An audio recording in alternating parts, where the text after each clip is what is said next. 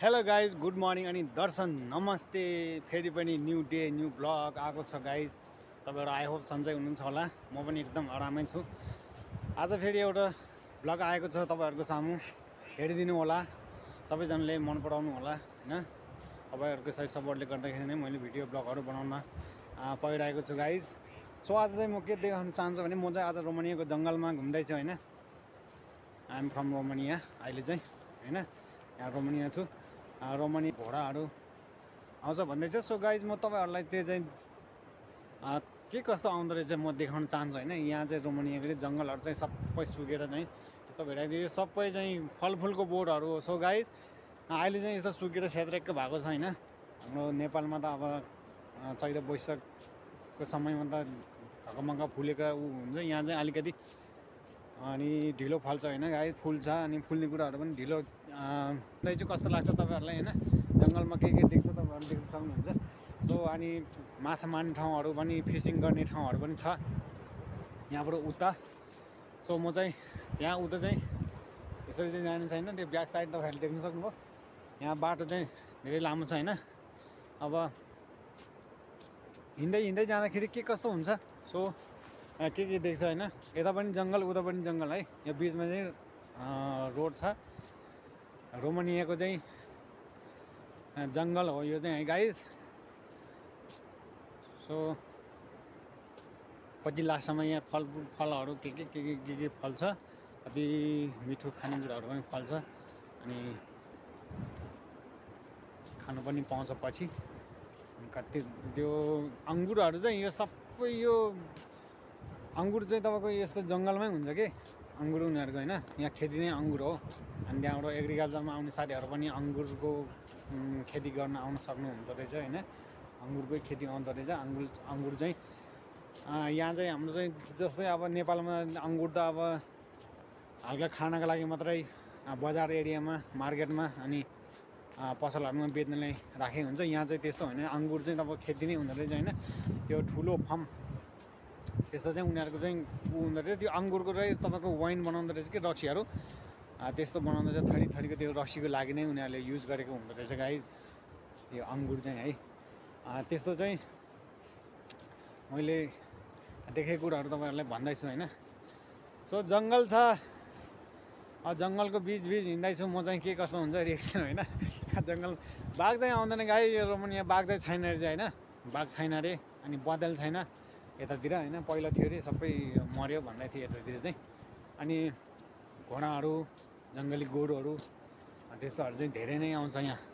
अहिले सो भेट्यो भने त म तपाईँहरूलाई भिडियोमा क्याच गरेर देखाउने सोच्दैछु होइन। त्यसको लागि तपाईँहरू हेर्दै गर्नु होला के कस्तो हुन्छ होइन। यदि बाइचान्स देख्न सकिनँ भने सो सरी, के गर्नु होइन।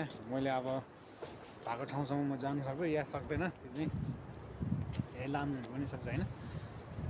यस्तै हो गाइज, हेर्नु सक्नुहुन्छ है। पानी चाहिँ खोला भन्दा पनि यो अब कस्तो हुँदो रहेछ भने यहाँ चाहिँ तपाईँको यता पनि डुङ्गा जान्छ। यो चराहरू उडिरहेको छ। यो ब्याक साइड होइन। यो चाहिँ खोला छ है गाइज। यहाँ खोला रहेछ। अनि रमाइलो छ। यहाँबाट उता गइसकेपछि तपाईँको यस्तो राम्रो छ। टुरिज्म क्षेत्र हो नि त यो त। अनि फिसिङ गर्ने माछा कति छ यहाँ। माछा तपाईँको माछा छ। यता साइडमा चाहिँ यो साइडमा चाहिँ तपाईँको एउटा खोला छ होइन दुनरी। त्यहाँबाट चाहिँ हामी चाहिँ डुङ्गामा पानी जहाजहरूमा जाने टुरिस्टहरू आउने ठाउँ हो। यहाँबाट चाहिँ पानी जहाजमा जानुपर्ने हुन्छ गाइस। त्यो बेलामा यहाँ आउने अफिसमा मेरो तल जाने। सो मलाई चाहिँ एकदम रमाइलो लाग्छ कि अब तल अब बुगाडिस एरियामा, बजार एरियामा काम गऱ्यो अनि त्यहाँबाट ठ्याक्क त्यहाँ अलिकति यताको सिजन खोल्ने बित्तिकै फेरि यता आइहाल्ने कि यता आउने होइन। यहाँ हाँसहरू यसरी उडेको हेर्नु सक्नुहुन्छ तपाईँहरू। हाँसहरू त्यसरी उडिरहेको छ है। सो त्यसरी चाहिँ यहाँ 6 महिना 4 महिना 5 महिना माथि तल गएपछि अब समय बितेको पनि थाहा नपाउने, एकदम खुसी पनि हुने कि। अनि त्यस्तो छ, धेरै राम्रो छ। अनि जानको लागि त्यो आफैले ट्रेन पक्रिरहनु पर्ने अनि त्यहाँबाट गाडीमा जानुपर्ने होइन। हाम्रो चाहिँ साहुकै गाडी हुन्छ। अब ड्राइभरहरू धेरै हुन्छ। अनि त्यहाँबाट 5 घन्टा 6 घन्टाको बाटो चाहिँ यहाँबाट चाहिँ बुगाडिस जानको लागि चाहिँ तल बजारमा जानुलाई, बजार भन्दा पनि बुगाडिस के राजधानीमा जानको लागि चाहिँ त्यति समय चाहिँ लाग्छ गाइज। सो त्यस्तै हो गाइज, के गर्ने अब काम त गर्नु पर्यो। अब आफ्नो भयो परतिर कालिजहरू उडिरहेको रहेछ। सो तपाईँहरूलाई म कालिजहरू पनि देखाउने छु है, हेर्दै गर्नु होला तपाईँहरू। कालिज पनि सकेसम्म म भ्याएँ भने क्याच गर्नु सक्यो भने म तपाईँहरूलाई देखाउने छु।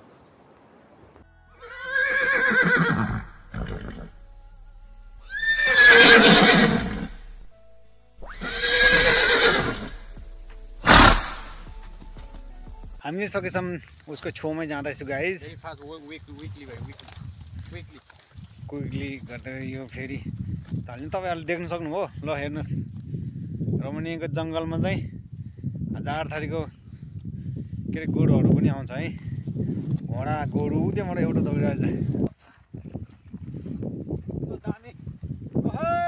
साथी वेलकम टु रोमानिया। रोमानिया हेर्नुहोस् न, रमाइलो छ। कस्तो लाग्यो? मलाई चाहिँ रोमानिया एकदम खुसी लाग्यो। ल घोडा पनि त्यस्तो दौडिरहेछ हेर्नुहोस्। ल look over there, horse is running.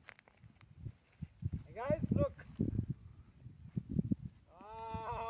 Wow, के दामी छ हिँड्न त। अनि त So guys, I am very happy today. I like this area. So how feeling you guys? I don't know, but I show you everything, you guys. लाग्छ मलाई तपाईँहरूलाई एकदम खुसी लाग्यो होला, रमाइलो लाग्यो होला है।